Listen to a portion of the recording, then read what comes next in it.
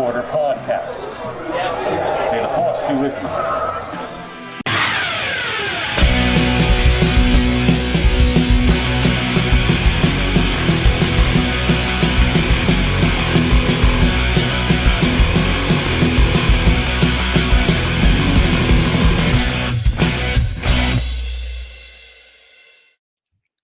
Welcome to the Star Wars Reporter podcast, episode 102. We are the official podcast of StarWarsReporter.com, which you can visit online after the podcast. Happy New Year! Happy New Year. Happy New First Year. podcast back. 2023, is it? I'm going to keep forgetting that anyways. Something. Yeah, exactly. Nobody's counting anymore. Not in the past 3 years, for sure. So yeah, we're a full crew tonight. It's pretty awesome. We're without Jen, the Mandalorian, and Jason, but we hope to see them again. So we have a lot to catch up on because one of my anticipated series returns was the Bad Batch season 2, and we have 3 episodes to go over. So before I get to that, I just want to introduce the crew again, in case you can't see the name and see them. I'll make them bigger. First, we have Darth Slobo. Back Welcome back again for the new year. And of course, Hope everybody's enjoying the site, enjoying the reviews, enjoying Bad Batch with us. yes, and we'll be talking about your awesome reviews. And the ever handsome Trooper Todd. Well, thank you very much. I was happy to be here for another exciting year of Star Wars reviews. And I must say, what a way to kick off 2023 with a new Star Wars series, Bad Batch Season 2, right? Like, what a way to kick it off. That's right. Unreal. And of course, I'm Wookie Steve.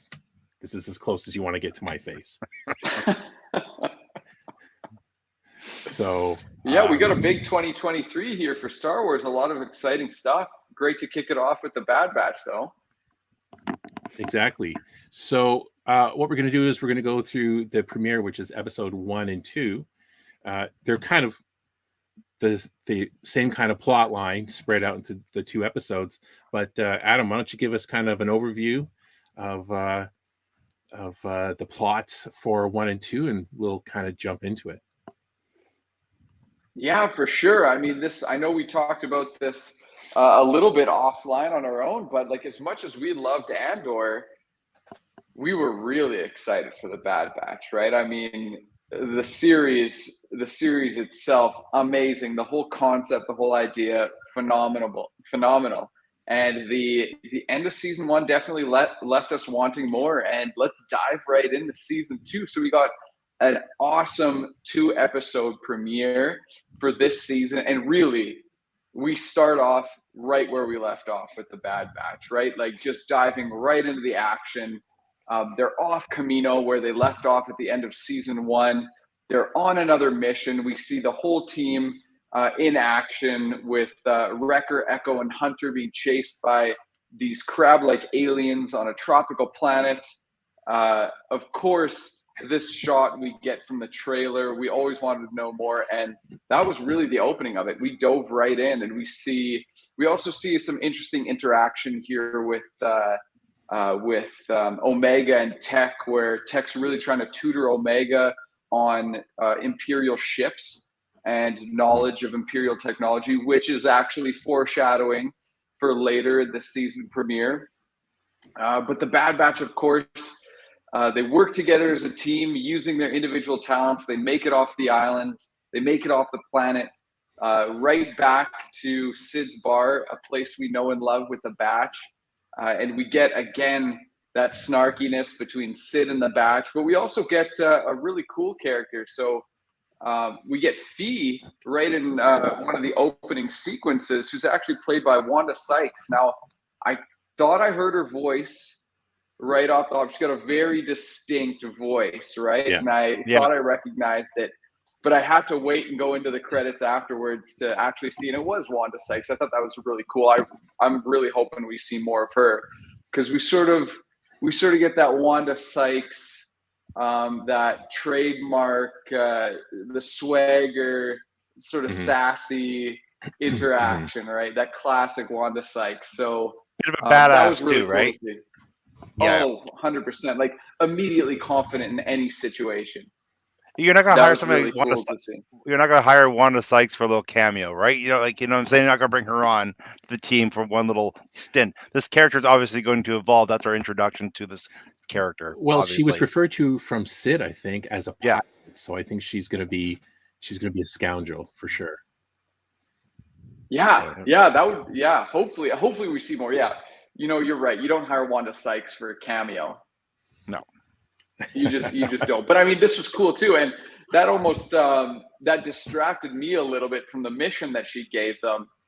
The mission that she recommended Sid for, which is actually to steal Count Dooku's war chest, which I mean is an immediately awesome setup, right? Like, and before we even get into that, we also see a little more dynamic between some, intergroup politics, if you will, with Hunter immediately turning it down. No, we don't want any part of that.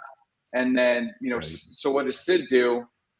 She just goes to the other group. She goes to the majority, gets Tech on board, gets Echo on board, gets Wrecker on board. Well, Hunter and Omega, who've sort of been hesitant to the idea, are left on their own, which we again see some of that mentor mentee or father daughter ish type bond that they have.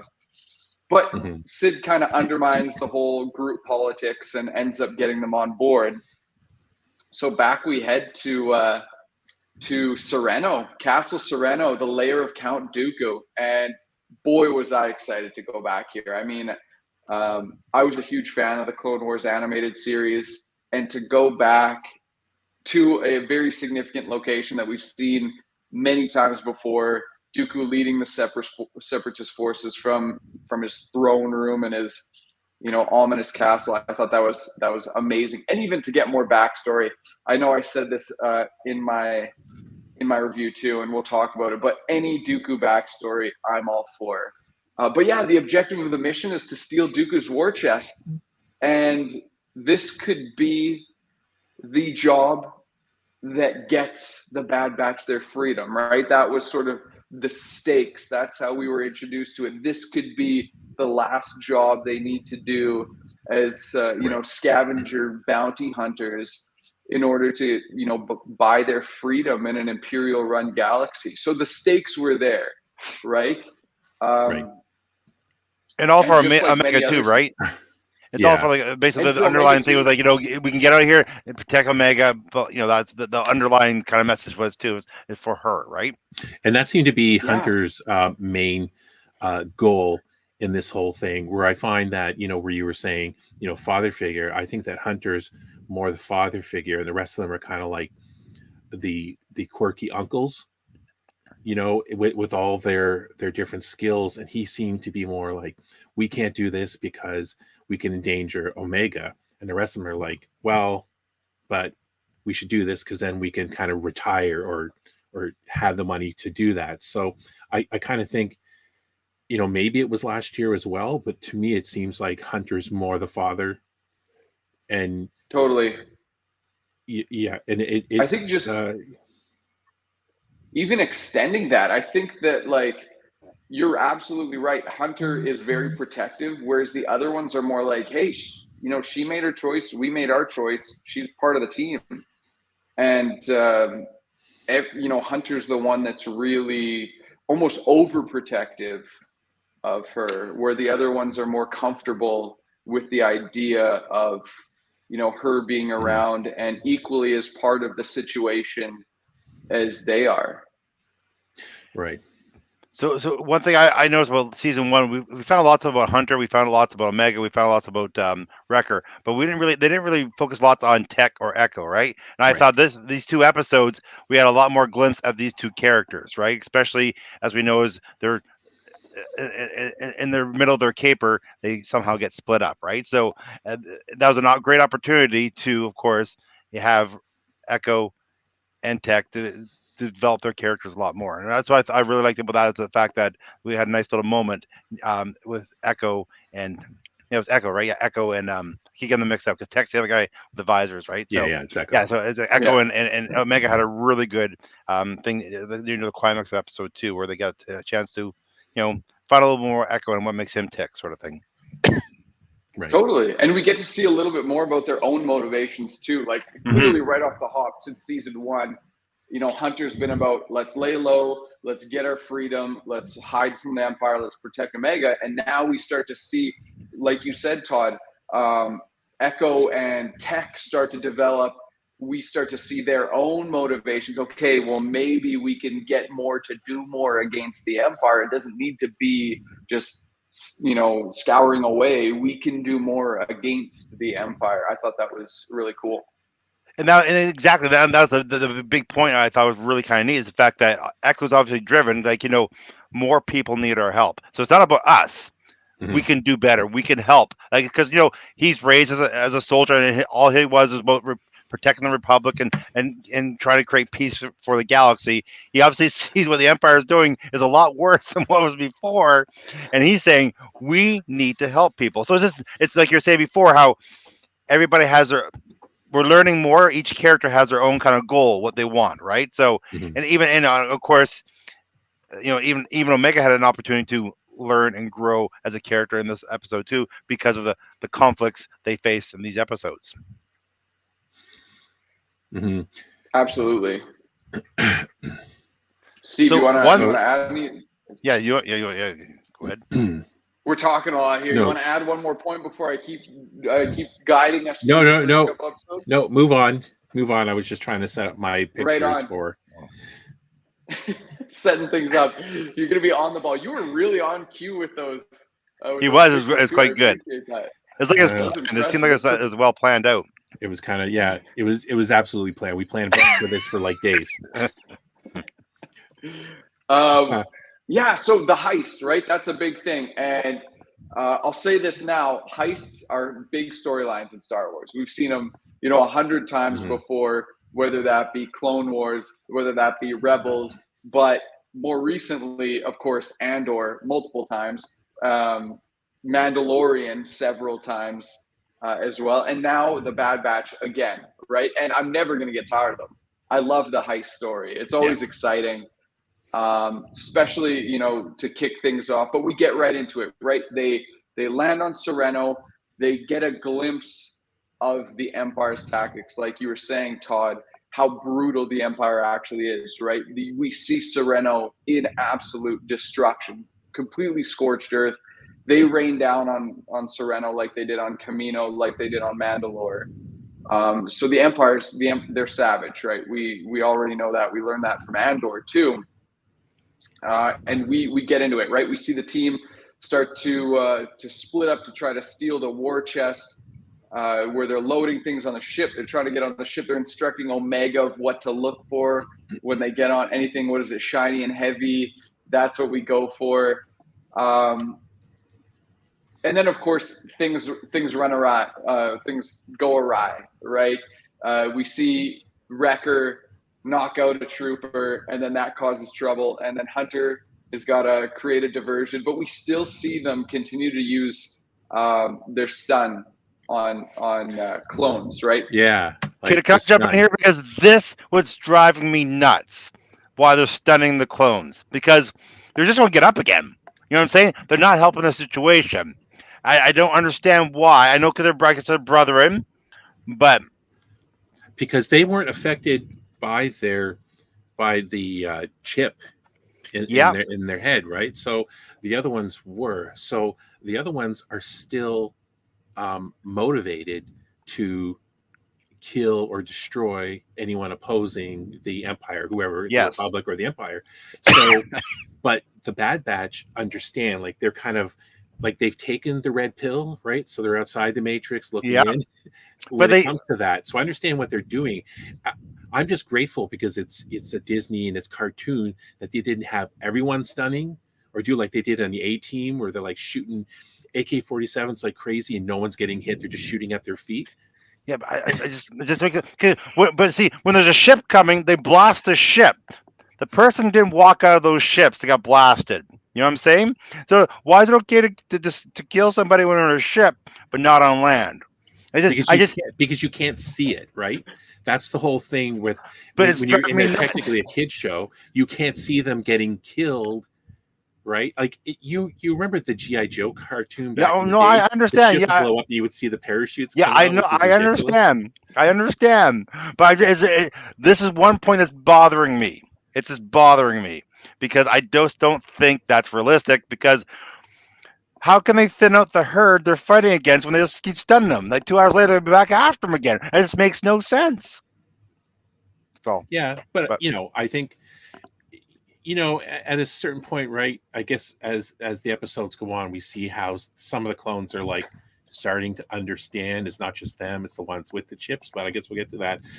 What I do love about this is while the batch is doing their secret mission, they're up against different enemies this time. It's not like some schmuck on a different planet. They're clones, right? mhm. So I like the fact that this was not easy, and the clones weren't like not hearing them walk around or being fooled by things. They were just like, did you see that? Did you hear that? And they were just on the ball, right? Like, and Mhm. they weren't, even though maybe the batch had the upper hand, in certain places, they weren't pushovers.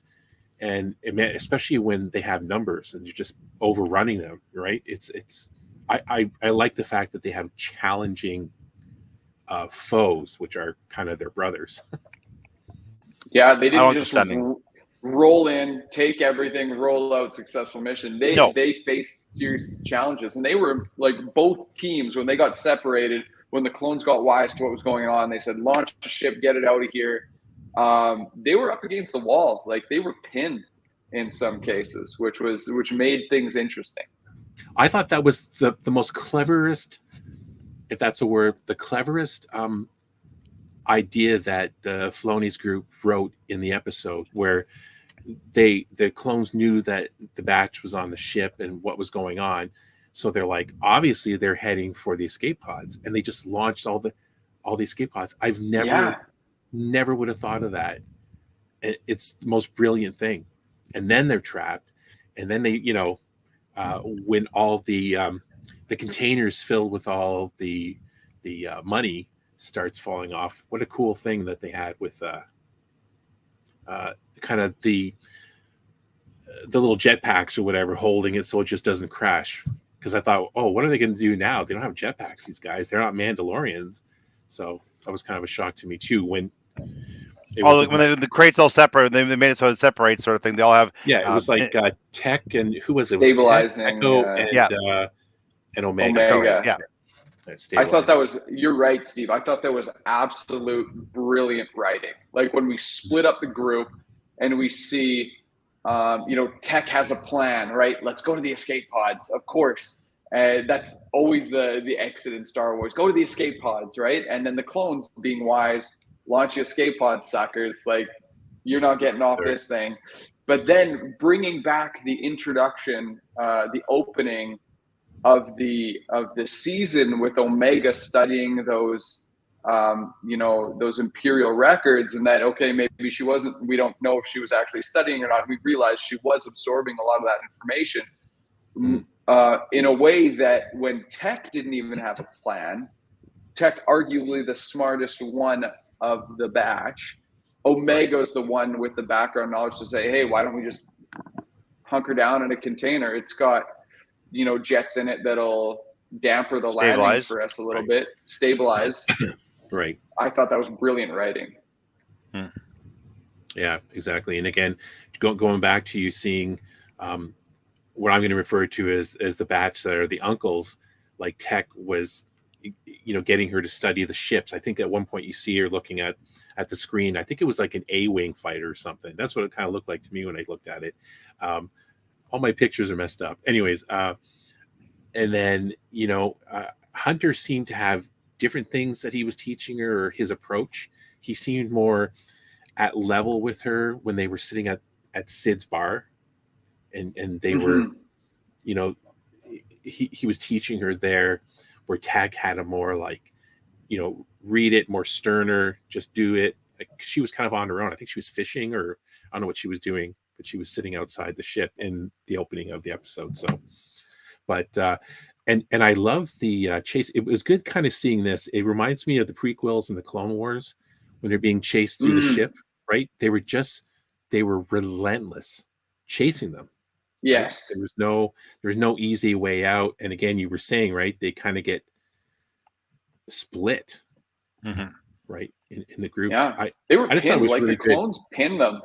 If Omega didn't come up with a plan, like they were pooched. But and that's really where we end, right? Like Hunter and Wrecker try to get onto the ship, and they end up falling off into Dooku's throne room. Finally, back to the big location where we almost saw Dooku's assassination with the Night Sisters. But that's where we end off with episode 1, and episode 2 picks up right after that, right? With Hunter and Wrecker falling down the main lift, the main, escape lift in Dooku's throne room. And then we see the other squad, Tech Omega and Echo praying for the stabilizers to kick in, and then it kicks in. And then that's where I got this uneasy feeling like, oh, dang, we're going to have a repeat of Andor where, oh, man, I forget the character's name, who gets crushed. The mouse guy gets crushed, yeah. Mouse from it, yeah. Yeah. Oh, the political studies major gets crushed by the loot there. I thought, oh, no, we're going to lose one of the batch. We're gonna have a repeat, but no. Luckily, it was Tech who just got his leg. It was Tech got crushed. Yeah. And again, that was kind of the whole. What do we call that? The consequences that at least I mentioned from time to time in season 1. This one, I mean, it was kind of a consequence, right? But there just seemed to be, a non-ending. Them not being on top in this couple of episodes. Well, that's why I think it's really important. Which I think will make the show much better if every now and then one gets tagged with a laser blast, one gets a broken leg. You know what I'm saying? That way, it just shows that they're not John McClane and Die Hard 5, where you just know nothing's going to happen to them, right? So you just need to have some type of injury, some type of consequence, some type of it's okay if they get blasted every now and then. They'll get fixed up, right? But again, that just makes it feel more realistic, sort of thing. Yeah, absolutely. And that happens multiple times in this episode too, right? Like we see later on. So as the one squad makes their way away from the loot container, where they can't unfortunately get anything because it ended up getting lodged on the side of a cliff, which again, another consequence. Cool. Things don't work out for them. Right. We see a local Romar, observe them from a distance, and immediately Omega picks up on it, and he takes them in. And of course, we're suspicious about this Romar, but it turns out just being a local who ended up getting the short end of the stick by both the Separatists and the Empire. Yeah. Like the planet Sereno, the people of Sereno just cannot catch a break in terms of the people occupying them, whether it be Dooku, we learned stealing from his own people, pillaging to fund his war, or the Empire coming in, scorched earth, everything, right? The people of Sereno cannot catch a break. And what the guy called himself, he called himself a survivor, right? That's what I think he called himself, wasn't it? Survivor, yeah. So I'm a survivor, right? So that's what he was. He just exists. He's surviving the best way he can, right? So. Yeah, I guess for a saga called Star Wars, it should go without saying that basically, here's another example of the horrors or tragedies of war, right? It's like even it seemed like Dooku, who was from this planet, he was still, the people on his own planet were suffering at his own hand, and then from the so-called enemies, which was at the time the Republic. And I like how all the different things that they're doing, the stages, like even some of the doubt that we'll get into, I guess, from some of the soldiers.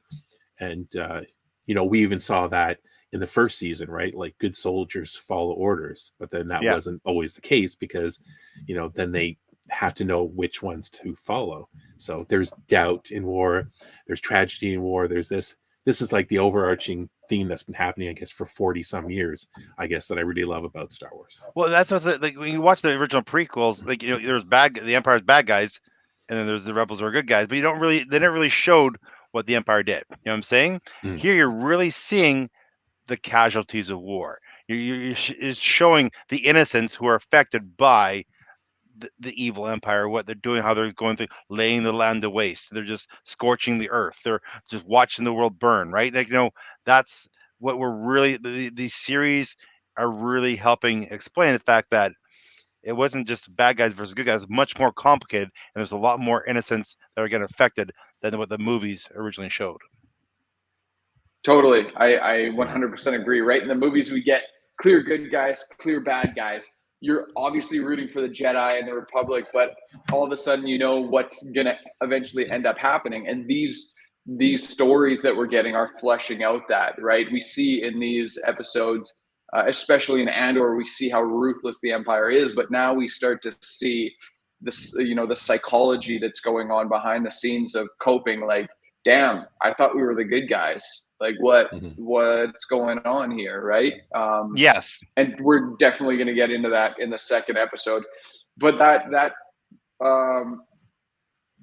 almost leads us to the end of this episode, right? We get a neat little interaction with Romar where he gives Omega a Serenoan toy. It's like kind of like a kaleidoscope, right? Yeah, kaleidoscope looking thing where we sort of get a hint of the lack of childhood that Omega had, just in how she was raised in her last period of time with the Bad Batch. She hasn't really had what we Earthlings would consider a traditional childhood.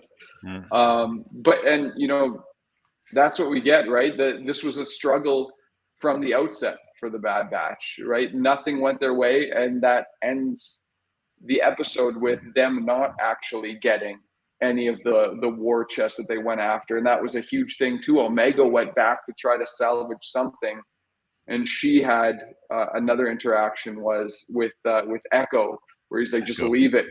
Like, and you know what that reminded me of? Reminded me of Indiana Jones and Last Crusade. Thank you. Let it go. Just let it go. Right? Let it I go, can always Junior. touch it. It's a direct, both Lucasfilm properties sort of thing, direct homage to that great film, right? So it's a whole. It played out the exact same way, right? I can almost reach it, right? And she's trying. It was right? Some things aren't worth it, right? It's like your life or the money or whatever it is. And so you're talking about consequences. Here's a situation: you have 2 episodes, and what's the result? You know what I'm saying? They didn't win. They lost. So again, how is this going to affect the group going forward? Right? They didn't win. Tech broke his legs. We learned a little bit more about Echo. They all learned that they're not all on the same page. It's going to be really interesting going forward how they're going to handle themselves and what's their priority, because obviously they all have different priorities, right? So it's going to introduce some interesting conflicts within the group, I think, coming forward. Totally. Right. And we see them. It was honestly refreshing to see it not work out. Like, as much as I'm rooting for the Bad Batch, to see something where, like, the entire way they were met with challenges. It did not go easy for them, and they ended up probably in a worse off spot than they were before, because now they've got clear intergroup differences. They've got an injured Tech, and they have to go back to Sid empty-handed when Sid was expecting that payout too, because now Sid is expecting the Empire to roll in. So they are in a worse place now than if they would have just said no to the job. And because also they're in a worse spot too, because the Empire knows about their activity a lot more too now. And the Empire knows that they're alive. That's how exactly. They thought they were dead, which I thought led to a really good ending. Was the whole confrontation between the clone general and what's his face, that Empire stooge. That was Admiral quite Rampart. The dramatic. Yeah, that was quite the dramatic conversation on the edge of a bridge, I must say. Yes, I actually again didn't expect that. Who did? This Who whole saw that scene, coming? right? I just thought, everything's too. so safe. Everything's so safe. But then after that, I thought, okay, maybe there's going to be a theme for this season. Well, Totally, and we kind of saw that in Andor too. Like there was a lot of imperial politics of trying to work up the ladder and not only advancing your own position but making sure you don't get it from higher up. And I'm convinced he's trying to protect his own ass here. Like if Tarkin is on him, finds out that he failed, he's done. Exactly. Which also sets up, I think, episode 3 really, really well because, well, I know we're not getting there, but we're getting there shortly. But like there's not just clones in the next episode, right? There was actually stormtroopers, right? And so to me, it's also showing like this is where the Empire's faith in clones I think is starting to dip, and I think that which sets up episode 3 amazingly well. Right. And I think we've talked about that too, where it's like, how did the clones phase out, right? And it's like, I guess there was some accelerated aging, but then also shooting someone and let him fall off the bridge. That might be one way to thin the herd too. Possibly what happened to him. And you can see not only in that episode, which kind of shows it by shooting someone and them falling off a bridge, but the disdain that the new leadership of the Empire has for these Republic soldiers. And it's got to be because I think the stormtroopers never question, and the Republic troopers, like the clones, were brought up better, were grown better, and trained, and because they have that kind of the programming in their brain that they did, Order 66 and whatnot, they can still tell the difference between, like, they're good soldiers because they ask questions or they question things, and they're just a hindrance. They were fighting oppression, and now they can clearly see that everything they fought for is not what they're protecting right now, right? And that's what they're starting to see, that because they're not stupid, right? They know, like what's Crosshair say all the time, so soldiers follow orders, or what? I can't remember. Good soldiers follow orders, yeah. Right. So but clearly, and again, that's what the clone troopers are doing. But at the same time, they're going, wait a second, they're starting to question everything, right? And that's what I thought. This episode 3 that we're going to discuss next was probably one of my favorite episodes of the series so far. It always reminds me of that comedy skit where the guys are dressed as Nazis and the guy's like, are we the baddies? It always reminds me of that, of how the clones are acting. Right? Totally. Are we the baddies? Yeah. Wait a second. Are we the baddies? Are we the bad guys? Yeah. But yeah, before we jump into episode 3, last thoughts from each of us. I'll go first because I wrote the review. First off, never going to say no to more Dooku backstory, like I said. I thought there was a really interesting moral conundrum. Like I wrote in my review, there was like a really brief interaction where Omega sort of relates what they're doing of, stealing from the Empire to potentially fund a further war. She's like, well, isn't that what Dooku's doing? And then I think it was Echo was like, no, he did it. He did it for a different reason. And, if you sort of dig deeper and you objectively continue, funding a war is still what they're trying to do in the future.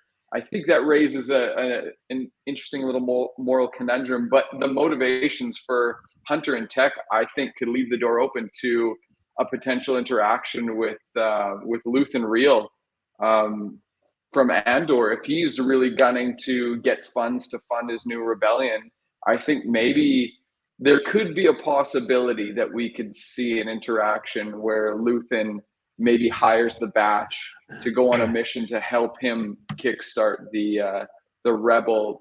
But overall, I loved the first couple episodes. I thought episode 2, it jumped around too fast for me. Right when I was trying to get into it, like right when things were really picking up, we cut away and then we cut back, and it was hard for me to really get into the thing, to the storyline of each individual group. But yeah, overall, I loved it. See, for me, the first 2 episodes were okay. I like the interaction, the character development with Tech and Echo. I really like that. I like the learning more how they think of what's best for the group. But overall, it just felt rushed. Felt like you're saying, sort of thing, Adam. yeah, not my favorite episodes. Not terrible, but if these were the first 2 episodes of last season, I probably wouldn't be as interested in the series. That makes sense. Another wasn't good. Just I don't know. It just wasn't what I expected, but it was good. But it's episode 3 to me really like Andor's episode 3 was like really got you hooked. Yeah. That's what episode 3 does for me. But yeah. Yeah, Steve? no, I'll agree with you guys both. it's how I cop out there. Classic. No, but it's it was kind of like I agree with you, Todd. It was kind of like it wasn't kind of like a blast off, but I did like the fact seeing the clones and the struggles that the Bats were having because of them, and kind of like all these moral, like you were saying, Adam, moral conundrums, like them going for the war chest, and then Omega questioning, well, we're doing the same thing as Dooku. It's like, well, no, it's not the same. Well, yeah, we're trying to get this money so we can then hide. Yeah. So it's blood money, right? It's like Yeah. money that was stripped from this planet and other planets. And then, the whole Indiana Jones scene, like leave it, Junior, that kind of thing. I thought it just made me go, hey, like that meme with Leonardo DiCaprio. Hey, that. So, and I like kind of like the relentlessness. I like the big heavy cannon. Yes. In that episode, yeah. So someone else, but the Batch didn't kill him. It was that the old guy got on the heavy cannon and shot that ship coming in. Yeah. That blew up. No, I think like you said, you didn't see. They kill them in ships, but they can't kill them. I think Wrecker took one of the ships down too. I believe. Oh, was it Wrecker? Oh, with I the think big cannon. Yeah. Even Wrecker, like not all the clones walked away from that cannon blast. Come on, there's no way. The thing is, that's one thing. Clone cannon. Like I'm tired. I'm done with this. I'm done with the stun guns. Done with stun guns. Blast somebody. I'm sorry. Blast them. It's war, buddy. Murder. Let's do Hey, it. you got it in episode 2, though, hey? Or episode 3, 3. sorry. But 3. yeah. See, no stuns in this episode.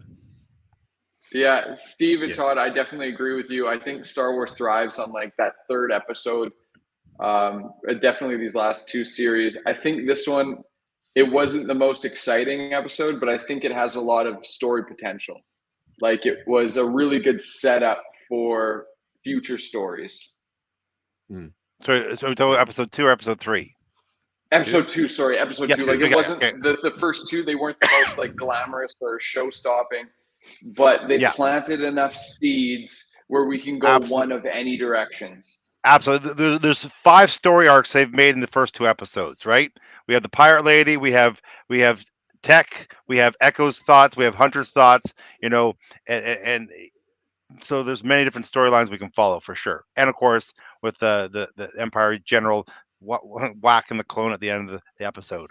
So there's lots of different things. There's lots of chess pieces at play. Now we have like 12 or 13 episodes to figure out what's going on.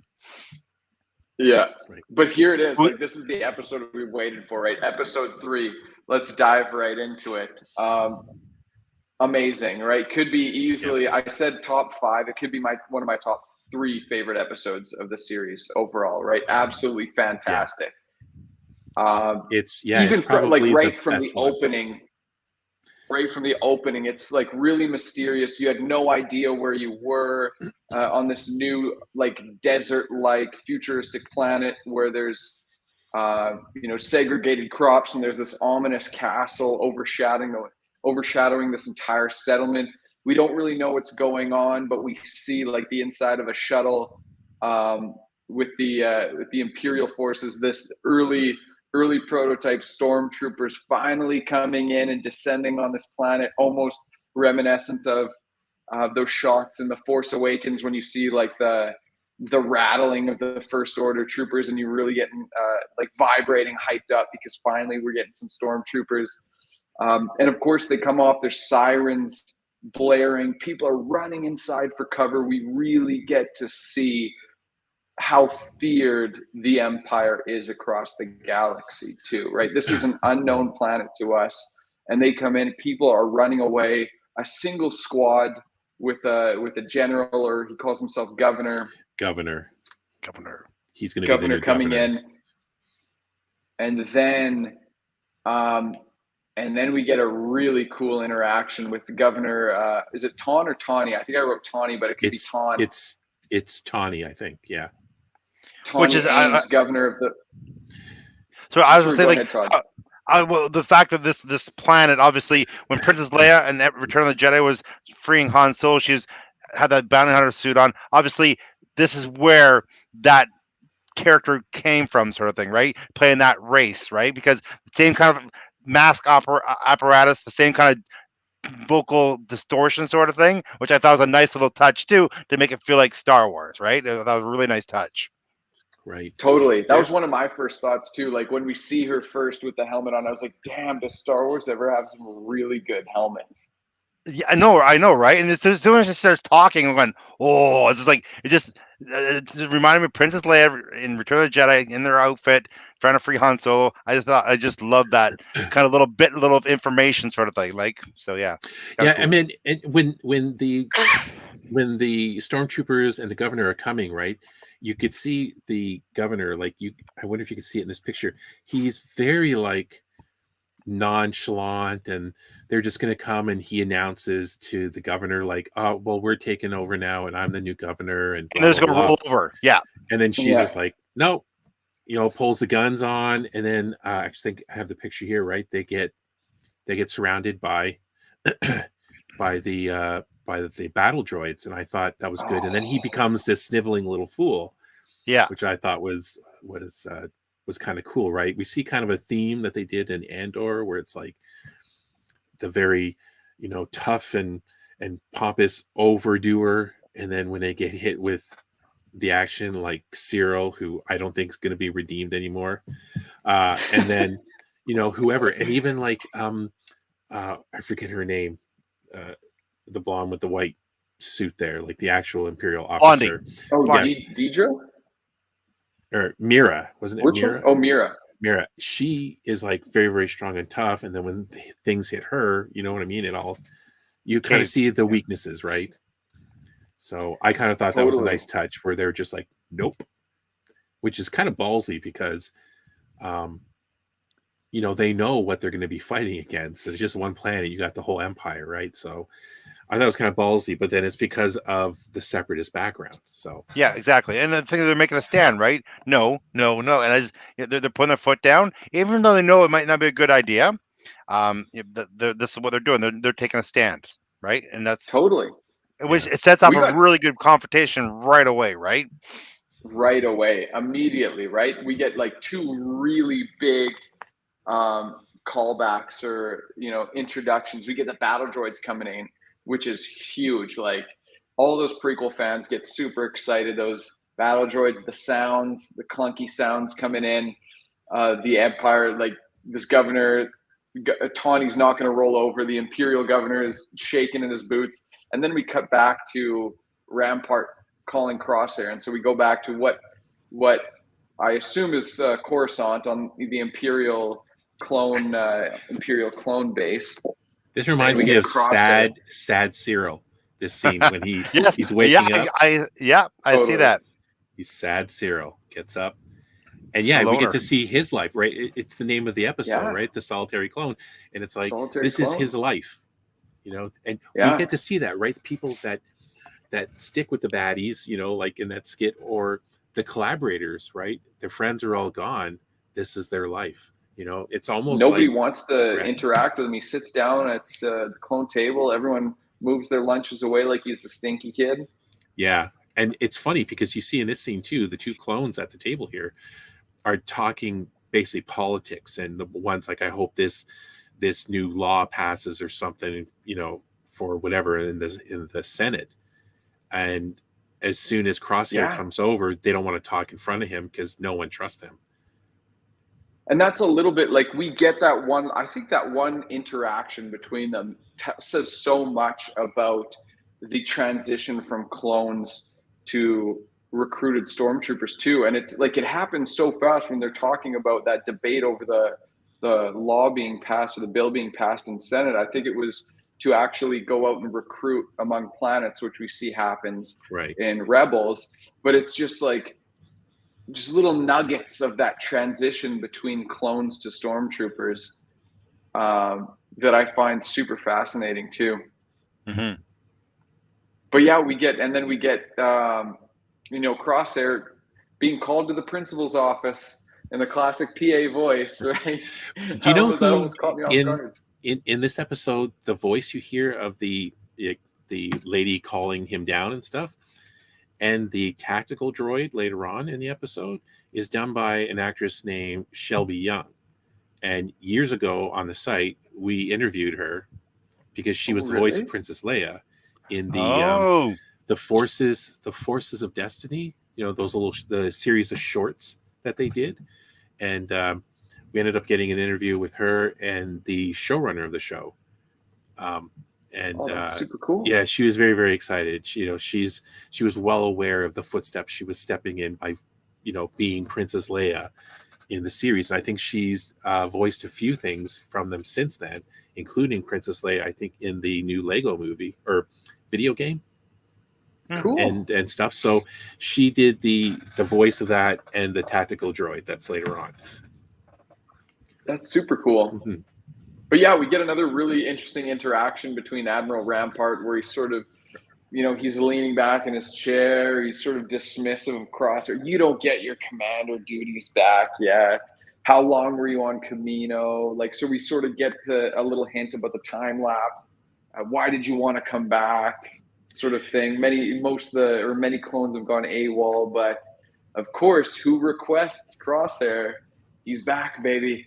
Commander Cody, Kenobi's right-hand man in the Clone Wars. He's back. I thought that was really cool to bring him back. And again, in typical Disney fashion, that brief little interaction where we see Commander Cody was just touched on in the trailer. So the trailers, of course, were the first 3 episodes. Right. When they said he was on Camino, they said 32 cycles. I'm assuming those are days, right? I'm guessing that's what it means. So he was there alone for 32 days. Yes. Yeah, that's wild. And their cycles could be 4 to 8 hours. We have no idea how long their cycle is, right? So yeah, exactly. So he was there for a while. He was there for an extended period of time. Right. And survived. Yeah. And then we see, we see an interaction with Cody and Crosshair that's almost foreshadowing, where we see Commander Cody sort of question, clones going AWOL as they meet outside this memorial. Mm-hmm. And then, we see Crosshair's dogmatic view of it's the Empire versus everyone else. And if you betray the Empire, whether you're a Jedi or a clone trooper, you're the enemy and we're going to kill you. And then we get a pause, the music shifts, the mood shifts. And then Cody, says the line back, good soldiers follow orders. So we sort of get a hint of that internal conflict that's going on within Commander Cody. Sorry, go ahead, Steve. No, I was going to say it was a great scene in front of that wall with them talking. And again, it's another one of those things that Filoni likes to do, the wide shots, right, in front of this memorial. Set the stage. Yeah. Set the stage. Yeah. For a great episode. And they get right into it, right? The opening scene was the basis for the mission, and they're flying to Desix. We have a clone squadron with Crosshair going to Desix. Of what we know Crosshair's mission is, which is different from Cody's mission. But we also get to see, as they fly into Desix, we get to see Tawny's not a pushover either. She fully expects that to be a takeover party and not a diplomatic mission. She's not an idiot. So she takes necessary action, right back, fires upon the ship, and down goes the ship, and then there goes, and that's the scene that I love when they're shooting those rockets in the air. It's the view from the ship that looks so cool. You can see them coming in, and I thought it was awesome. Totally. And one of my favorite scenes is when they crash. Sorry, go on. I'm just trying to get my pictures already. Well, all good. they crash, and again, we're talking about consequences. They crash, and not everybody survived, right? There's many casualties. Many survived, but a good percentage, like 20%, probably passed away. And the robots go what are they called? The Battle clankers. droids. Battle droids. That's what I'm saying. The clankers, you go and check out. No, there's no survivors, and of course they get ambushed off the Well, side. I Right? don't know if you talked about this, Adam. I love the line that this battle droid says when he goes up, and the clone is obviously dead here, and he's like, "Yeah, that doesn't look good for them." Yeah, then we get Roger, that classic, like brutally cringy battle droid humor in it. Like they're high fiving after they get the hit. It doesn't look good for him, and even that one droid with the sass, like when they capture the Imperial governor, and the one clone's like, like just So funny. so bad, but like so classic Clone Wars animated series. But then There was a lot of like callbacks and nostalgia in this episode. But again, like as we get into the battle was phenomenal. Like every stage of this sequence, we definitely see how Crosshair earned his nickname. He single-handedly takes out the tank and is pretty much steamrolling these droids, letting the clones go actually storm the city. And again, we see some interesting interactions here where I think it was Commander Cody. Some citizens open the door and they run into the clones, and they're freaking out. And then he's like, "No, we're here. Like we're here to save you. We're here to Yes. Right. like Which liberate one? the planet." Who is And they're not yet? freaking out. And then Yeah. he's sort of like he's confused. He's like, "Well, We're shouldn't the you good guys. be? Yeah. We're the good guys. Shouldn't you be like happy and thanking us?" I thought that was a really cool little snippet there, where again we see Cody's progression and his internal conflict going on. Right. But I mean, they roll out all of the droids, right? We get the All the droidicas droids, yeah. with the classic click click click click, click sounds, with Destroy the us, bubble, and again we see it not work out for the clones, right? As soon as the force field comes up, they have to retreat. But there were some really cool sequences, like Steve, you posted the one GIF of them throwing the grenade. It hits the droid goes into the bubble and explodes. That was super cool. Yeah. Yeah, it's Super cool. It was really cool. This whole episode, it was a nice, steady paced and not overdone. Like lots of action. And again, I think I said this. I think you said this in your review. It felt very prequels, Clone Wars. The whole vibe. And the secret of storytelling too, especially for a short episode, is have the tension build, and it always kept building, escalating. So it's a nice roller coaster ride where just no matter they got past one thing, the intensity came up a bit more. Like I want to go back. Like I thought Crosshair's how he took out the tank was brilliant. He just kept giving away his positioning, right? So the tank could point down, so it was straight down the barrel. Like just his kind of we're talking about his skill set that he brings to the table. Like that's his masterful thinking. Like he was shooting, he wasn't hitting the droid that's sitting on top. He was getting it to draw the fire, right? And just brilliance. Again, like you're saying, like everything you're going, it just got bigger, badder, and just more intense, which is fantastic storytelling, right? Like even like it got to the point where they're inside the building now, right? And they're going up the stairwell. Like that was such a great scene, going up the stairwell, trying to take out the battle droid. The battle droid is the planning droid. What's it called again? It's called Tactical droid. A tactical droid. Thank you. Yeah. Right, which was this thing right here that she had voiced. Yeah. You know what this looks like? And then we see like I forget what those other battle droids are called too, but we see them like they're in tight quarters, and all of a sudden they're getting their butts booked, right? Like we see how great Crosshair is from a distance, but all of a sudden he's getting choked out by a battle droid, and he's actually calling for Cody's help. Yeah. And like Cody was, I think I have it here.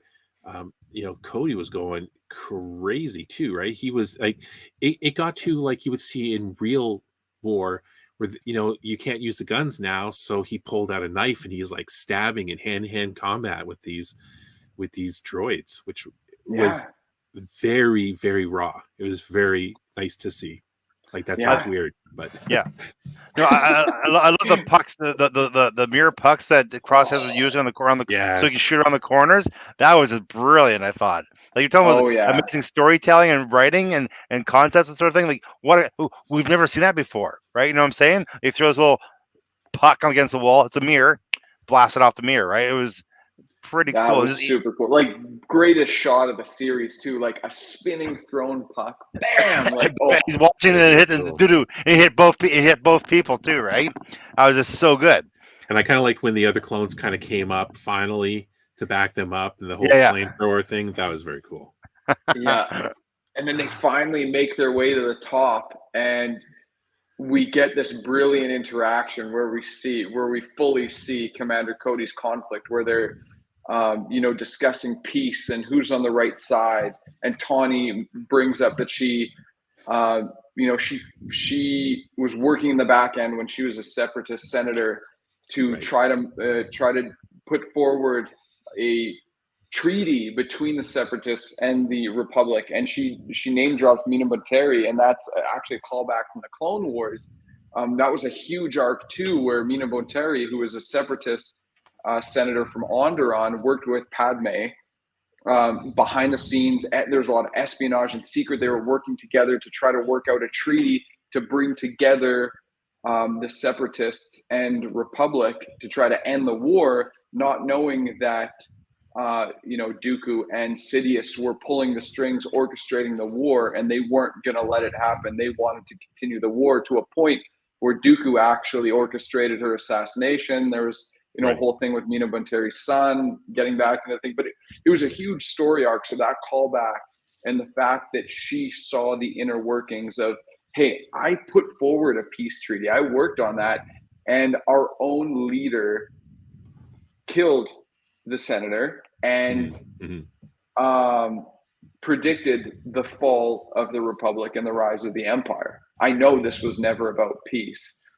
So we start to see, the gears turning in Commander Cody's head of like you said, Steve, are we the bad Are we the Are we the baddies? bad guys?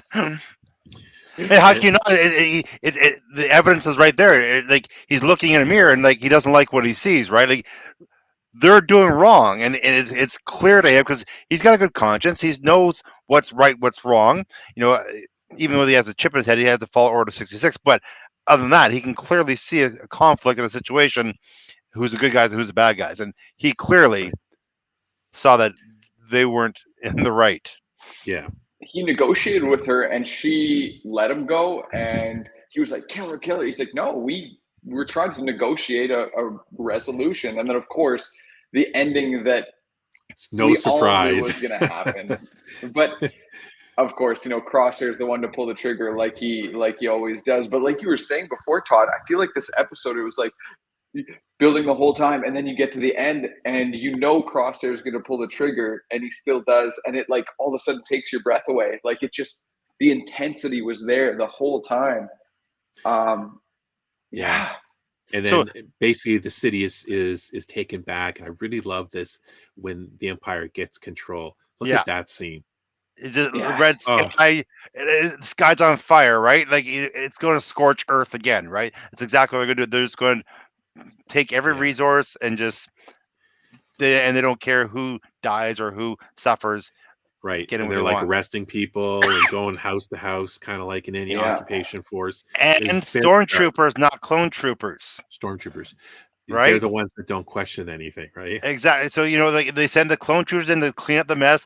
Expendable, bringing the stormtroopers now, right? To, it's here's the switching, which I thought this is, with Crosshairs taking out the leader, the governess, it showed that, okay, he's picked a side, right? But then, out of nowhere, like we talked about this last year, well, Crosshairs, is he going to redeem himself? Is he going to become good? At the end of this episode, going, no, he's gone. But then, at the very, very end, after talking to the Empire, what's his face? Rampart. Then you have this little scene where, well, they said Commander Cody left or disappeared, right? He didn't disappear. Like, come on, we know what happened to Cody, don't we? He was killed, wasn't he? I'm sure he was killed. Oh no, I thought well, they said he went AWOL. I just He went assumed AWOL because he left. Because that's what. left the Empire, like ran away. Because I that's know what he he said he was went saying. AWOL. Is he just lying though? He said it with a smirk on his face, didn't he? I think it's because he's showing the distrust. Like did he say something like they keep doing that, don't they? Like, basically, maybe he's not the first. Maybe there has been well, obviously, Yeah, but that have all left. But I think that when he said left, I think he did disappear. I think he went AWOL. He just left. See, he killed the other guy, the other clone trooper. I think he's telling that guy just left because he doesn't want to tell the clones that I killed them. You know what I'm saying? They just That's left. interesting. But why Like, would he they have can't say shown I that? shot the guy. Because I think we're going to see Cody again. I think we're going to see Cody. We might. I just the way the negotiation went or the discussion went the last episode, the guy disappeared, fell off. No one's gonna find that guy. He's gone. He went Yeah, AWOL. he went AWOL. Like that's why I think what happened. Cody went AWOL because he had a little smirk on his face, right? They just keep disappearing. They keep running away. He's just killing them all. That's what I think.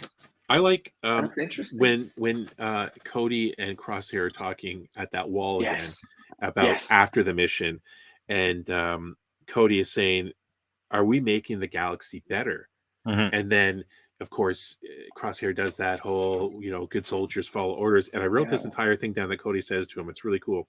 It's like, do you know what makes us different from battle droids? We make our own decisions, our own choices, and we have to live with them too. So right then I was like, okay, that's the end of it for Cody. Like he's done. He's like that soldier with the 1,000-yard stare. And this is a person who's been brought up for combat and like the Clone Wars and stuff. But now he's seeing, like we've talked about this before, this is all bad. Everything they're doing is not good. He's the bad guy. So I think kind of like that. That was absolutely brilliant. 100% Steve. That was like, to me, that was the line that was like, no way. Yeah. Like it totally solidified his position, and his going AWOL made 100% sense.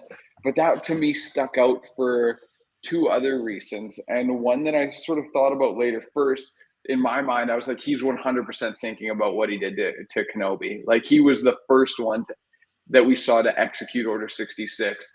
And this is him trying to struggle in coping with the decisions he's made of turning on Kenobi, a general who respected him, who fought side by side with him the entire Clone War, and he turned on him immediately and killed him. Right. And the thought I had later, I was thinking that's actually super tragic if you think about it, because he has an inhibitor chip, but he doesn't know he has an inhibitor chip. He only knows that he had to, like, once Palpatine tells him to execute Order 66, he was programmed. He didn't know he didn't actually have a choice. He thought that was his choice. And he's struggling with this thought that he turned on a friend, not knowing that it was in his programming. And he's trying to cope with these crazy decisions that he's had to do in war. And now he's finally questioning, are we the bad guys? Are we the good guys? Mm-hmm. Yeah. If he's not dead.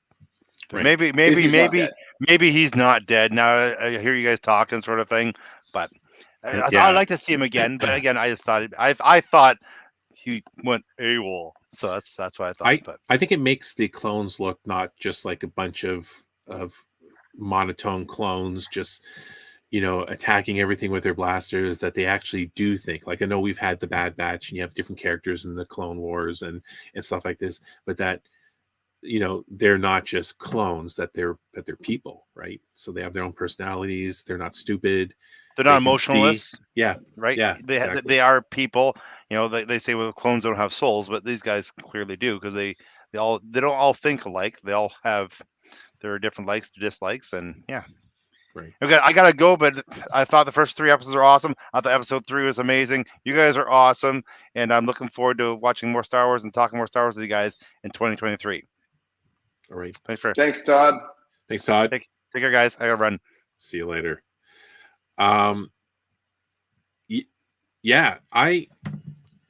This was as much as I love the action in it, all the stuff surrounding it, whether it came from Tanya and the Separatists, like all her story, kind of the progression and what was happening with Cody, was really, it was very deep. And it seems like I remember this happening in the Star Wars Rebels. First season was kind of light-hearted, blah blah blah. And by second season, seems to be kind of the recipe for the animation, right? It starts off light and then it gets really crazy, you know, because some people were like, "Oh, Star Wars Rebels, it's kind of kiddie and stuff." Season 2, it started really blasting off, right? And I'm glad they don't start so hot, because I'd rather the story than just pew pew all the time.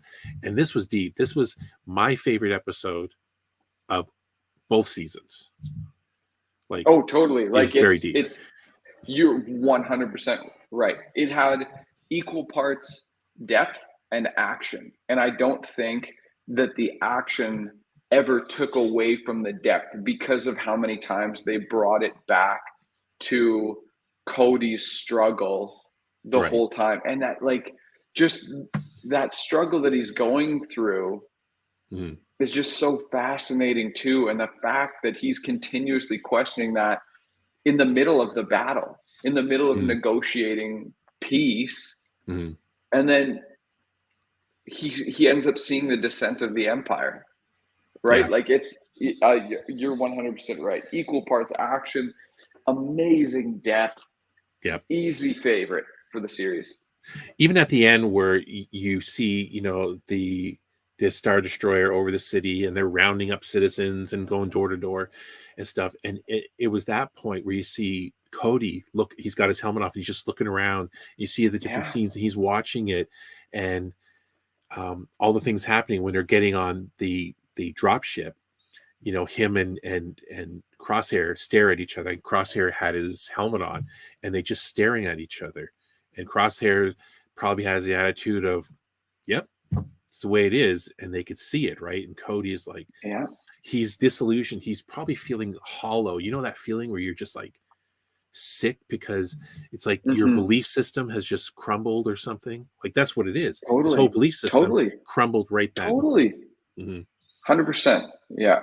I was really hoping for Crosshair to switch back and get back with the batch, but after this episode, I think he's long gone. Like, he's just so dogmatic in his view. It's true, yeah. He's long gone. But I don't know. I'm really hoping we see Cody again in some form. It would be great to see him back. I don't think he was killed. I think after him and Crosshair talked, he was just like, later. Grab this stuff. We'll see what happens, because I know, like, a big part of the last season, or the last couple episodes of the Clone Wars animated series, was Ahsoka and Rex. So Ahsoka helping Rex take out his inhibitor chip. And then in the first season, there was that arc where Rex helped the Batch take out their inhibitor chips because Wrecker went on the rampage. Yes. So it'll be interesting to see if Cody ever gets his inhibitor chip out. Maybe that helps him, you know, process and cope with some of those feelings that he made those decisions when he didn't actually have a choice. I don't know. There's, like, again, this episode, it opens up so many potential storylines. Like, will we see Cody again? In what capacity? Is he going to link up with the Batch now that he knows that other clones are going AWOL? Or maybe he's going to go find other clones that went AWOL. Crosshair's, you know, still in the mix with Rampart. So clearly, or at least in my view, Rampart's going to get Crosshair to clean up his job. Because he should have finished the job from the beginning, and he didn't. So, there's a lot of potential. Yeah, there's a lot going on. It is funny. I remember watching the episode, and my wife was in the room and not really paying attention. And I was making comments, and I'm taking notes. I'm like, wow. And she looks over at one point, she goes, "Oh, I thought you were watching a live action movie. This is a cartoon?" I'm like, yeah, this is it's crazy what kind of stories coming out that seem to be better stories than the newer movies. Some of them, you know what I mean, that have come out, and you're like, you know, the animation, I've said this a million times, I'll stand behind it no matter what. is kind of the strong foundation of Lucasfilm right now, is the animation side. Yeah, well, they could do so much more with the animation. Like, of course, you're limited by with live action by what actors can do, what a green screen can do, and CGI can do. But with an animation, like it's Yeah. all open, Yeah, right? Like there's almost gonna be endless a lot cheaper. possibilities in what they could do. But this for an animated show that was an extension of the Clone Wars animated series, which started off light, like you're saying, and then got deeper and deeper Right. with time. This is super deep. Like these are Yeah. themes that are not meant for the Disney XD channel for kids. It's true. Although with Star Wars Rebels, I watched the entire series with both of my daughters, right, and they had just watched, finished watching the original trilogy and the prequels and stuff. So we watched that every week on the Disney Channel on normal TV. Yeah, and that's true. And it ramped up, and they were both really into it and stuff like that. So it's Rebels is one of my favorite series. Actually, I think so Rebels is probably one of the most underrated series. Like yes. Again, it gives us the first season, like you were saying before. It's like I was sort of ambivalent about it. Like it was like, yeah, there's some good setup, there's some good games. But getting past season 1, it's like, damn, the story, so good, phenomenal. The way they tied it into all of the other existing storylines and characters that we love, but also developing the original characters that were the heart of the show. Amazing. Yeah. Easily one of my favorites.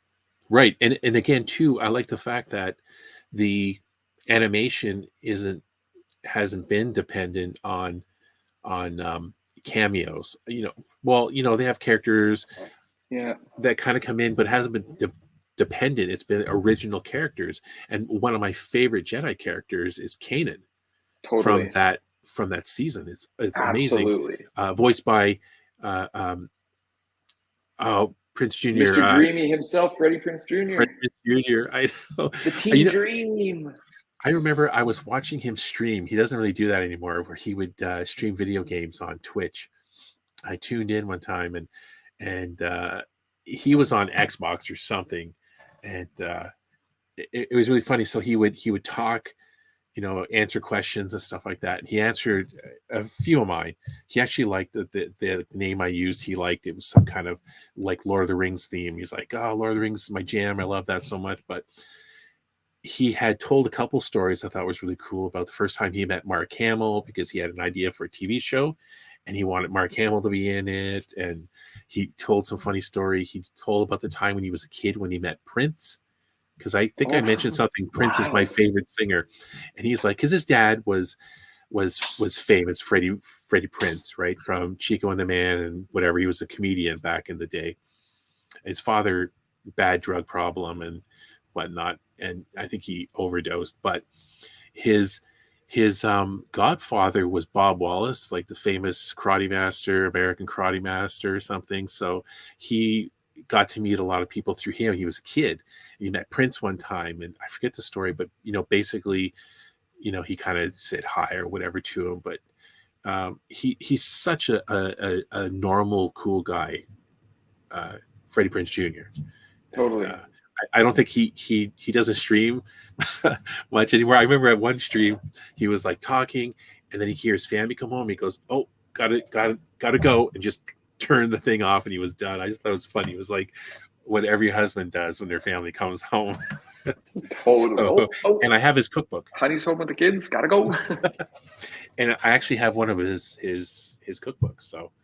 Oh, that's super cool. I think him and Sam Witwer are like two of my favorite like voice actor, just like cool nerdy dudes, right? Like super. They know their stuff. Like, yeah, they know their lore. They're also super down to earth, and they just seem like genuine guys, right? Yeah. And Sam Witwer, part of the video games, and Star Killer voice Darth and Maul. voicing Darth Maul. Yeah. Oh man, and I just went out of focus there. he's very, very knowledgeable and stuff. And he said he said a couple things. I thought, wow, I guess he's not going to work for Star Wars anymore, but he did. He kind of made a comment. Someone asked him when he was doing a live stream video game about what he thought of The Last Jedi, and he was like, I'm like, yeah, he's not answering this. Why would he answer this? But he answered it. He said something, you could kind of look it up, but he said something to the effect of, he thought the movie looked good and, this and that. But he said to him, it felt like whoever made this movie didn't do any research about what Star Wars is. And something to that effect. And I was like, oh, well, nice knowing you, Sam Witwer. But no, because I don't think it was that bad, but he just was basically pretty honest about it. I was like, wow. Yeah. Okay. So see, with the whole 5-year, was it 5-year anniversary? Has it been that long? I think it was like the 5-year anniversary of The Last Jedi was it? I think it was last month. Yeah. And there's a whole bunch of the debates online where we're ramping up again. And you know what? I'm easing up to The Last Jedi with time as time goes on. And I honestly think to me, Luke Skywalker's character has almost transcended the Jedi. In the way I'm viewing it now is like he saw the faults with the Jedi in the Republic era, of which he was trained. He transcended that by the end. Like, okay, people fail, they learn from their failures. He came back, but he also, I think, did it in kind of a poetic way. The way that Obi-Wan Kenobi did it for him in A New Hope, when Obi-Wan Kenobi realized the situation he was in, realized that he needed to make sure Luke, Leia, and Han got away to keep the rebellion alive. Mm-hmm. So he sacrifices himself in the face of evil and ends up becoming one with the Force in doing so, and the rebellion ends up continuing. And I think that's almost a mirror, intentionally or unintentionally. I would hope it's intentional, but thinking about it now, and then almost the same way where Luke is like, you know what, okay, I made a mistake. I was going down the path of the Jedi, but I realized I can be better than that. And in a way that the Jedi didn't do in rushing into battle, he uses a Force projection, and he's like, I'm so good, I don't need to fight. I'm going to embody what the Jedi should have been from the very beginning. I'm going to make sure the rebellion survives, and I'm going to become one with the Force. So it's like tick, tick, tick. And that's how I've sort of started to view it in my head, so that Luke is still that beacon of the greatest Jedi. Right. Well, I mean, I can go on to for a rant for a very long time about it, but I'll just say one thing. I kind of agree with Sam Witwer on all this. So, but I won't, get into it on this, but what I will say is that the Bad Batch is looking like it's going to be even better than last year for sure. Totally. Yeah. Back to the Bad Batch. We could debate Jedi. We could have this whole podcast for the next 10 years could be debating The Last Jedi, but pull it back. I the whole 100% fandom. agree. The whole fandom, it's like that. Bad Batch is it's shaping up to be another great season. Season 1, phenomenal. I mean, we sung the praises of Filoni for season 1, and I'm pretty confident we're going to be doing the same thing here for season 2. Yeah, like I said, the foundation of storytelling for George Lucas, or for Lucasfilm, because it's consistent, it stayed on kind of canon, the continuity, the whole bit, right? It's always been solid, and that's kind of like what I like about it, and they could do so much. That's kind of their problem solving, right? Because I mean, they're having problems going to be like Lucasfilm. I mean, when's next time they're going to release a movie? Who knows when? Who knows if ever? And this is an opportunity, like what they did with Clone Wars.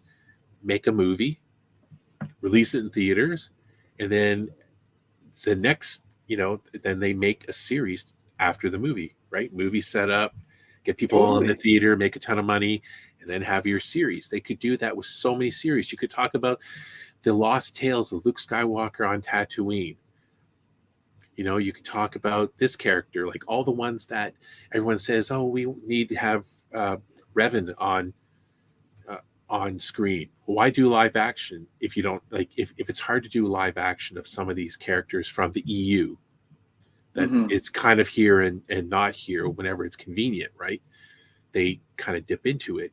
But if they can't do a theater movie, then do a series or an animated movie, whether they release it in the theaters or not. But it would be so much easier. Like it still takes a long time. They're doing so much with what we got now, and I mean, there's a whole time period too that the Mandalorian's kind of covering, and even Book of Boba with post Return of the Jedi leading into Force Awakens. But I mean, I'm sure that's what they're thinking about for the next trilogy is how much of a time jump do we need to have so that we could fill that gap with a whole bunch of good Star Wars content, right? Because that's sort of what we're getting is we're fleshing out these gaps between trilogies. And I'm sure that's what they're thinking about now. And they're doing so well with all of these series. It's almost like, as much as I would like another movie to right the ship, right the wrongs, right the wrongs. What they're doing, they're just killing it right now. And I mean, with everything, I've got really little complaints. Yeah. No, the series is good. I just thought if they did like the Clone Wars where they could, try to make a little bit of cash by making everyone go to the theater to see the first episode, which would be like an hour and 30 minutes then. And of course, it might even be higher quality because it's on the big screen, and then go into the series. I thought would be a nice little money grab, right? Thinking like an executive, like make it worth their while. Totally. There's nothing wrong with that. I didn't see anything wrong because I saw the Clone Wars in the theater, and it's a series now, right? Didn't think anything. Yeah, I think there's a lot of people worried after that Clone Wars animated movie came out. The Sky Guy stuff. Yeah, but I mean I think that also goes to show like how important it is to have a good writing team, right? Because Ahsoka went from one of the most hated characters and like the Star Wars animated movie being one of the most hated pieces of content to leading into now what is one of the most cherished pieces of story in Star Wars lore. Right. No, I hear it. I'm like I said, this series is going to be great. And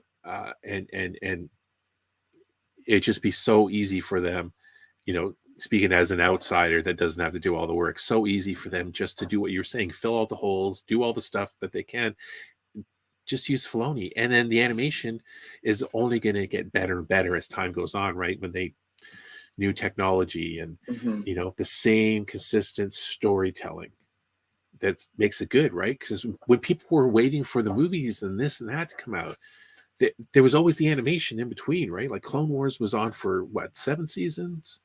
Yeah. Or like 6 plus like the 7th was that one 6 that just plus came the 7th, yeah. And then there was also we got that brief Cartoon Network Clone Wars series, which I really love, actually. I was a huge fan of that. I love the style of the animation. It's very cool. Me too. So, I also thought Mace Windu was a badass in that one. Yes. And then you have Star Wars Rebels. Star Wars Resistance recently didn't get as much praise, I think, because it was targeting a much younger audience, which is what they say right off the bat. I think that would be an interesting one to review on the podcast, actually. Yeah. See, I'm not super familiar with Resistance. It's one of those animation ones that I haven't actually watched any episodes of. But I think that would be cool if we ended up reviewing it on the podcast when there's a gap in content, because we're going to have a lot of Star Wars content to cover. Yes, exactly. Yeah, we should do that. But so Looking forward to the rest of the series. Yeah. What are you giving it? Well, your review, you were like 8 clone troopers out of 10 or something, or Yeah, 8.5. The first two, 8.5. 8.5 out of 10. And then the second one, it was 10 battle droids out of 10. 10 battle droids. That's nice touch. That's really, really solid. How about you? What are your ratings for the first 2 episodes and then episode 3? The first 2 episodes, I'm going to give it about a 7, 7.5. And the third episode, I'm giving it a 10 out of 10. Like 10 out of 10, really strong Ewoks. 10 out of 10 of the buffest Ewok leaders. Exactly. It has to be. So they'll just, flying from the trees. Yes. So yeah, very, very happy. And I'm wondering going forward if they're going to do the 2 episodes, 3rd episode in the series, 2 episodes. You know what I mean? Like what happened with Andor. Who knows? Yeah, it might go like, I wouldn't actually mind if they did like, okay, a couple episodes where we follow what the Batch is doing, and then let's keep the behind the scenes of what the Empire is doing. Like I thought that contrast was really cool, where we got to see both the progress of the Bad Batch or the lack of progress, and then the inner workings of the Empire as they transition to stormtroopers. And the way that you do that is you have Crosshair, who doesn't go with the Batch; he stays with the Empire, right? So we get to see that, and it's looking grim on Crosshair, like it's kind of karma, I guess, if there's such a thing in the Star Wars universe. But I think that dogmatic attitude's going to actually come back to bite him. Like I think there's going to be an interaction where he's going to be put in a place where he's either going to have to change his view or perish, and I think he will likely perish. Yeah, I think it's going to be that classic story, that he's not going to do it. All right, I'm looking forward to next Wednesday, and for all of you thousands of people that tuned in tonight to watch us, thank you, and we will see you next time. May the Force be with you.